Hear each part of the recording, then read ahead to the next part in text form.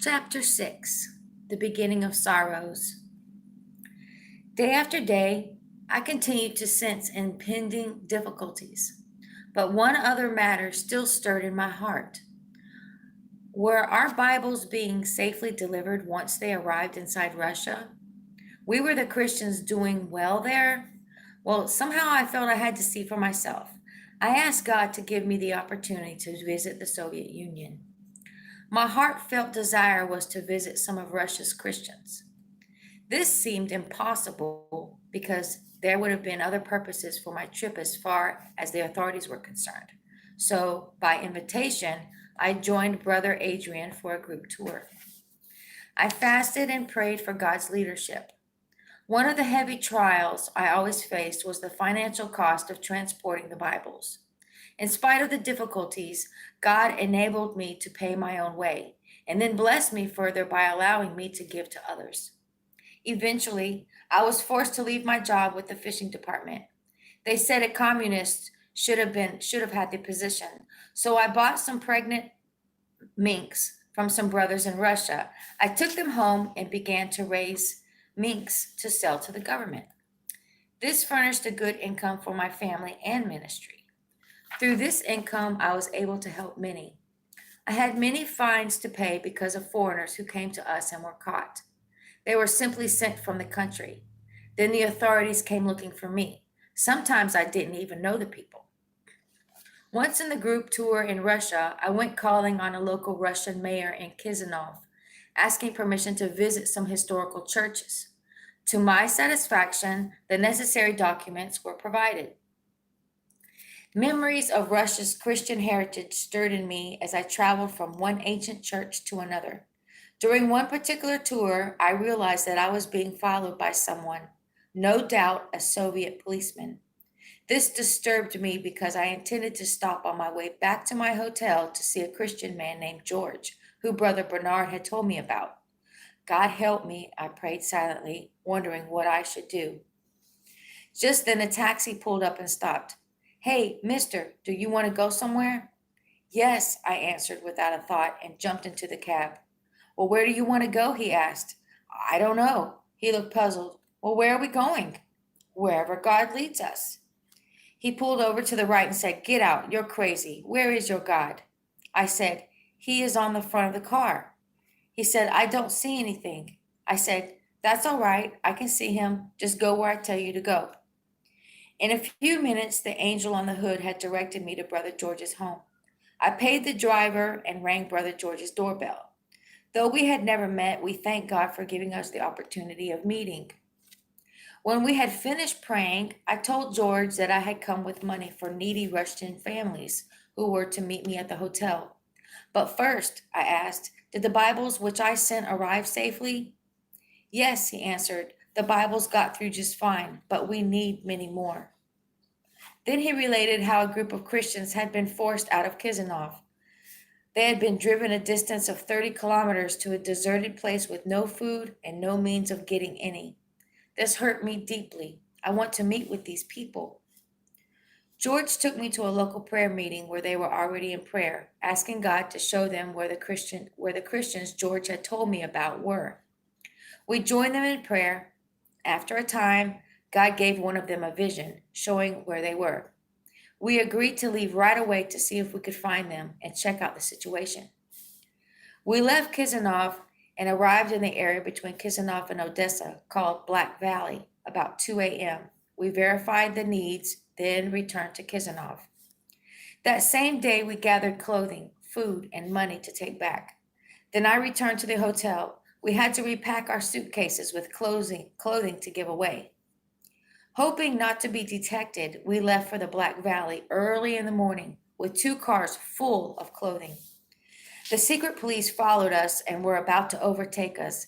God, we cried out in prayer, don't let them catch us. Don't let them kill us. We thought we were as good as caught, but just then a huge black cloud came up over us. Soon it began to rain. We were driving into a slow, easy rain, but behind was a torrential downpour, hail and all. The violent cloudburst broke the police car's windshield and stopped their pursuit instantly. Because of the rain, the unpaved road became so muddy we soon had to stop our cars. We got out, picked up the suitcases, and began to walk. Suddenly, we heard noises ahead of us. We froze in our tracks, not knowing who was about to appear. But a group of youngsters appeared and offered to help carry our suitcases. Certainly, we had been surprised to see the youngsters coming to help us, but we were even more surprised to learn that all those faithful believers had stayed awake, awaiting our arrival. In spite of the relentless rain, their faces shone bright as the sun. An old man about 60 years old welcomed us. Thank God, he rejoiced. Everything he has shown me has come true. We have been praying for help, and last night as we prayed, the Holy Spirit let us know that you were coming. We were quite joyful, but best of all, the Christians of Chisinau now knew where these people were, and someone would be able to aid them from time to time. After about an hour of warm and powerful prayer, we gave the clothing and food to Eon, the only man who had foretold our arrival. Hand it out to everyone, I instructed him, and pray that God will help me return as soon as possible. With that, we departed. On the way home, we were stopped at a police roadblock. Which one of you is Dumitru Duduman? They demanded. I'm the one you're looking for, I answered. Come with us. Relieved that I was the only one taken, I soon found myself at the police station. The chief of police spoke good Romanian. If you come to Russia to visit, what are you doing spending your time with Christians? Don't you know better than that? I could hear others being beaten in another room. I knew I would probably be next, but the Lord gave me strength. Why are you holding me here? I asked. Take me to the president. I want to talk to him. When they heard this, they started talking to each other in Russian. What should we do with him? They asked each other. Finally, the commander ordered everyone to go home except for one officer who was to stay with me. After about an hour, I asked him in Romanian, Are you going to hold me here longer? Well, I don't know what you are saying because I do not speak Romanian, he answered in Russian. In Russian, I answered, Are you sure you don't speak Romanian? If you don't, no problem. I speak Russian. When he heard me speaking Russian, he looked at me fearfully and went outside. I was left alone. I waited for someone else to come. As I was sitting there not knowing what to do, I heard a familiar voice. Go to the hotel. I knew it was the angel's voice, but before I left, I looked in all the rooms yelling, Where are you guys? I'm leaving. I saw no one, so I returned to the hotel. I prayed and went to sleep. In a short while, 2 policemen arrived and told me I would have to leave the next day. Later, some Christians came to check on me, but I was already gone. I couldn't sleep that night.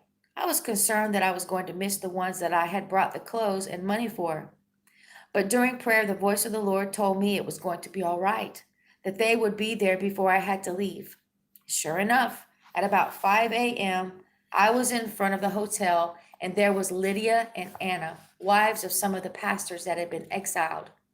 They had the sad news that instead of their husbands being released from prison, their sentences had increased. And after they left, I caught my train to Kiev. In Kiev, I went to my room and prayed that God would guide me. Lead me, Lord, protect me. I raised my hands before the Lord and said, I can do all things through Christ who strengthens me. I slept soundly until morning, but when I awoke, I couldn't get out of bed, and we were to see more sights that day. What was wrong with me? The tour guide worriedly called a doctor. When he arrived with 2 male nurses, he asked my name. I told him Dumitru Duduman. I noticed one of them acted a little strange when I said my name. The doctor gave me a shot and bandaged my leg, saying he would be back in 3 hours. They left, and I went immediately to sleep. When the doorbell rang, I jumped up out of bed. My leg didn't hurt anymore. I went to the door, and when I opened it, only the doctor was there. He said, Peace of God to you, brother. My name is Emil. I am the pastor of a Baptist church here, and God let me know I would meet you at the hotel. Putting his hand on my shoulder, he told me all the Bibles had arrived safely, and he was the one in charge of them. We prayed together, then embraced each other, and he left. I didn't know that I would ever see him again, but the next day he came and took me to visit the city and some churches. He also took me to visit some brethren who worked with Bibles and some places where churches had been destroyed. During this time, we were able to discuss how to get Bibles into Russia in greater quantities. He, being a doctor, gave us liberty to go to some places without question, but he told me about the 7 churches and gold domes. That part of the Soviet Union had once belonged to Romania, and these churches were built by the Romanians. My tour guide, who spoke Romanian, was a young woman from a Christian family. I was anxious to see the loving tributes to God that had been so skillfully created by my ancestors. This land had been given to Romania when a Russian prince married a Romanian princess. The gift had included Cernaita, Chisinau, Odessa, and part of Kiev. In 1944, the Russians came in by force and took back the land they gave and even more. Now many Romanians live in that territory, which is Moldavia. When we arrived at the first church in Kiev, my guide gave me a paper that authorized my entry. We were checked and allowed to go inside. As we entered the gate, we found ourselves in a breathtakingly lovely garden, lavish with trees and flowers. The church gleamed in the light. In front, a marker stating the church had been built by Stephen the Great in gratitude to God for 7 separate victories over the Turks in one single year. After absorbing the quiet solitude of the garden, we went into the church. But instead of seeing symbols of faith and emblems of Christ's life, death, and resurrection, to my shock and sadness, there were only pictures of communist leaders: Lenin, Stalin, Marx, and others. Once the walls of this church were covered with priceless things, memories of our ancestors, my guide quietly explained. But one day, those were taken out, and pictures of the Soviet president and members of the party were put up instead. How my heart ached when I heard this. My guide motioned with her hand. Come, I will show you a place where you might be a little happier. We made our way to the river Dnipro. On the river bank was a statue bearing the name of John the Baptist. I was surprised. I asked Lanuta, the guide, why did the communists allow this statue to be here? She smiled. Well, they never wanted to leave it, that's for sure. A lot of people tried to destroy the statue, but everyone who tried died. Some people bombarded it with tanks, but that didn't work either, because the shells from the tank ricocheted back at them. Lanuta pointed out the crosses around the statue. Those are the graves of those who tried to destroy the statue. Through this, God has put fear in the hearts of the enemy. Instead of destroying it, now they take care of it. Somewhat inspired, I returned to my hotel, and as I entered, I had to show my passport. The man checking my document said, I want to tell you something. You'd better be careful. The Romanian police have reported that you are a Christian spy, and we have orders to follow you. I thanked him and shook his hand. I am a Christian too, he said softly, but don't tell anybody. In the morning, I telephoned Brother Teofil, whose number I had, and I asked him to meet me in my room. When he arrived, he had another brother with him who was helping smuggle Bibles. They didn't stay long for fear of being arrested and their families being taken away. I also was trembling, so we went on our knees in prayer. As we prayed, I had a vision. I saw a great light, and in that light was a man dressed in white with a shining belt around his waist. He was standing with his hands stretched out. He looked at me and said, Dumitru, I will suffer in your place because I am used to suffering. Look at my hands. I saw they were bleeding. A bolt of terror shot through me. I was terrified, gripped with emotion as I gazed into the heavenly face. Don't be afraid, the voice continued. I will be with you, and you will be victorious. Then the vision ended.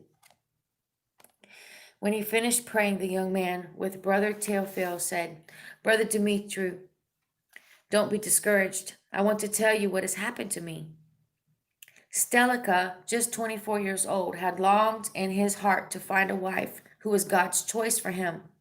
He had fasted and prayed fervently. The next day, he had written on scraps of paper the names of all the churches he knew about. Then he had drawn one. On the following Sunday, he walked to the church whose name he had drawn. He talked to the pastor and asked to enter the church early. Before anyone else arrived, the pastor agreed.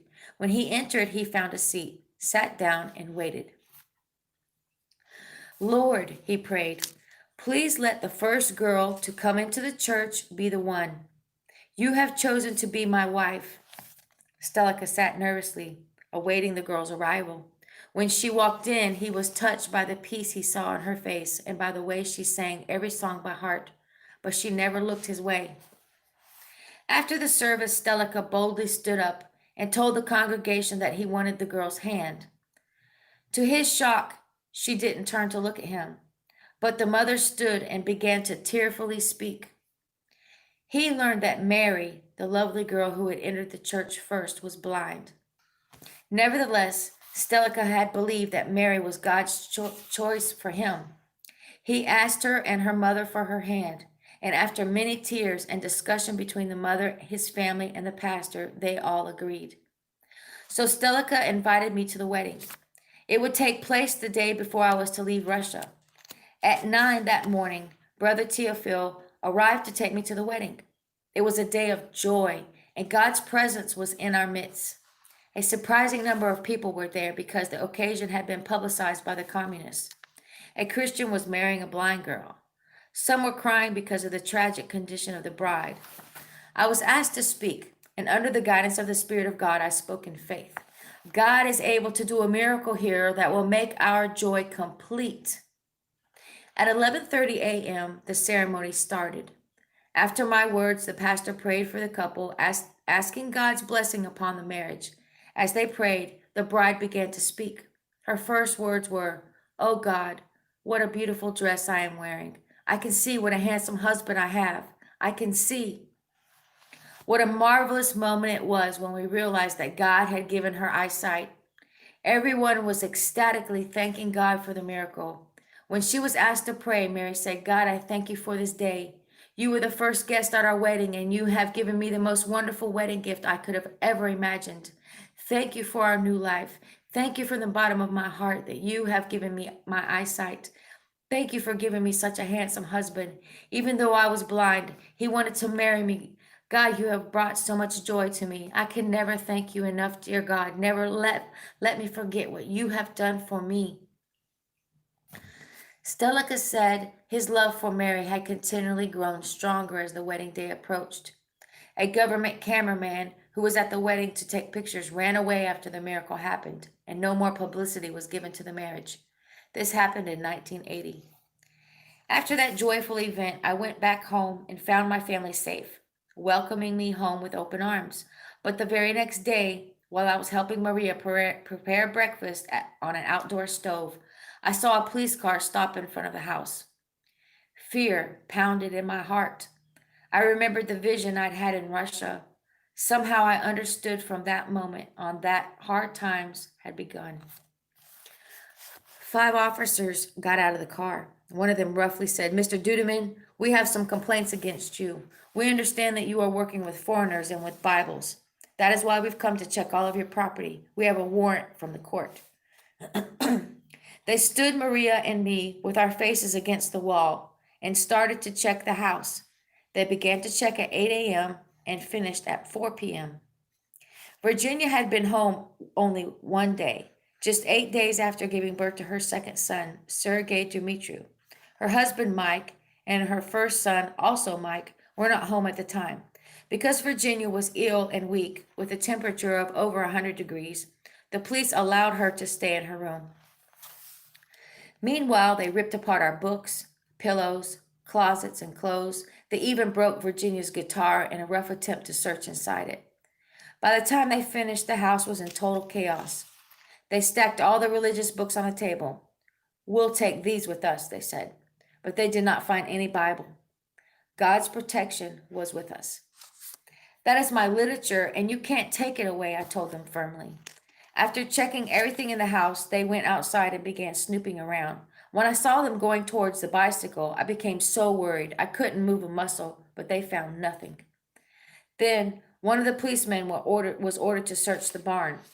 When he headed toward the barn, my worry increased because I knew there were thousands of Bibles fitted between the rafters of the attic and covered with hay. He searched the main floor, then climbed the ladder to check the attic. But when he started to walk in the attic, it began to creak and move from all the weight in it.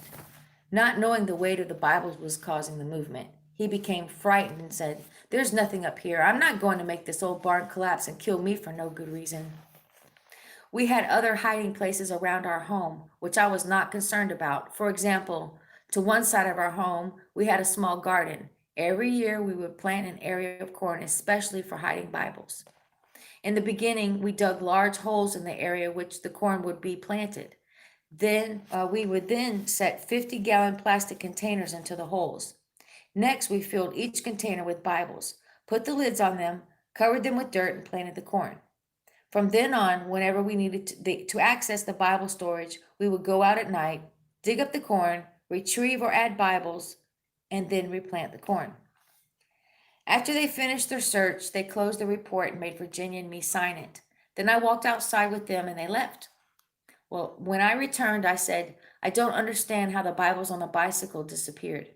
Virginia told me she had remembered I had 3 suitcases of Bibles strapped to the bicycle behind the house.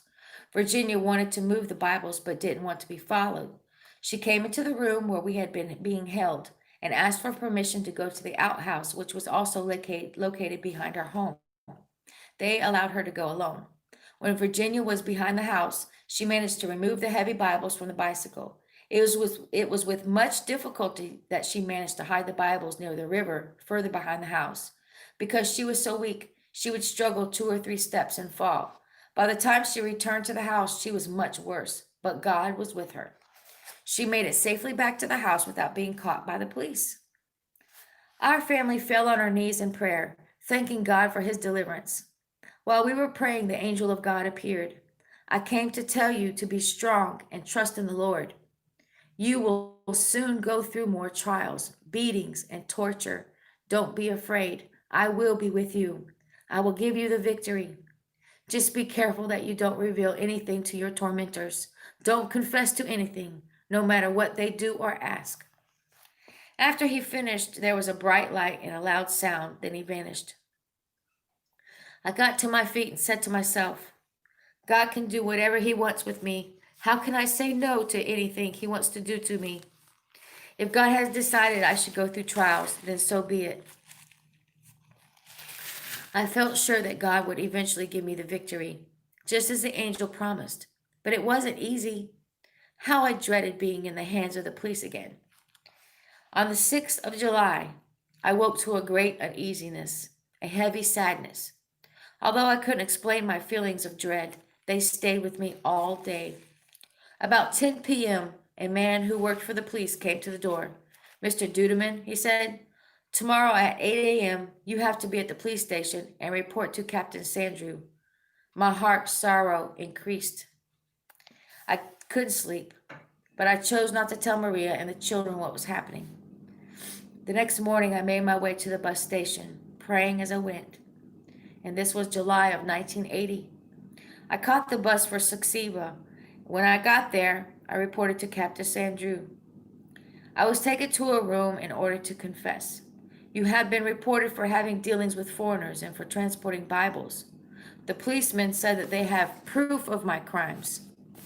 He began to read from a letter which they had received from a Christian, giving every detail of my Bible smuggling activities, including what I had eaten for breakfast, lunch, and dinner. It said we had gone fishing, had given him fried fish to take home, and a jar of jam for his wife. Perhaps most tragically of all, Brother Dieg's name was included in the letter. They asked about every Christian author of literature they had wanted to confiscate. "Because you are a Christian, you have to tell us the truth." They asked how Bibles were transported, what Christian foreigners I knew, and what meetings I had attended. But as for my responses were concerned, I might as well have been deaf and dumb. When they observed my silence, they began kicking me, spitting in my face, beating me. "If you are a Christian, why don't you ask your God to save you from our hands, from the hands of the devil?" they jeered. After they beat me until I was unconscious, they threw cold water on me and then started beating me again. For 5 months, this agony continued. It seemed to me that those days would never end. They would torture me for days to the point of death, then send me home to recuperate. As soon as I was able to function somewhat reasonably, they would arrest me again and repeat the cycle.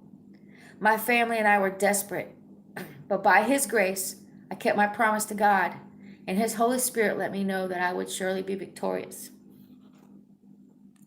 During one of my times at home, I made the difficult decision to confront Pop Levivieux, the man who had written the letter about me and the missionaries.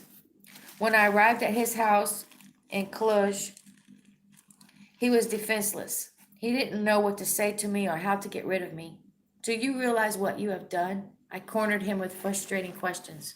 Do you see what the devil has made of you? Aren't you afraid of the day when you will be asked by God why you did this? The day will come when you will have to answer for all the terrible things you have done. When I was talking, Liviu's son-in-law walked through the door. I heard God's whisper in my ear, "Get out of here as fast as you can." I rose quickly and rushed out. I had to walk about 5 kilometers to the train station. While the train was approaching the city of Sukavia, where I had to catch the bus, the angel of the Lord spoke to me and told me not to get off at Sukavia. The police are waiting for you. Be alert because the Lord will protect you in a way you don't think possible. I thanked the Lord and decided to stop at the station past Sukavia in Bosica.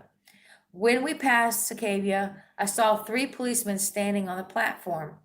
How tragic it would have been for me to have been arrested without my family's knowledge.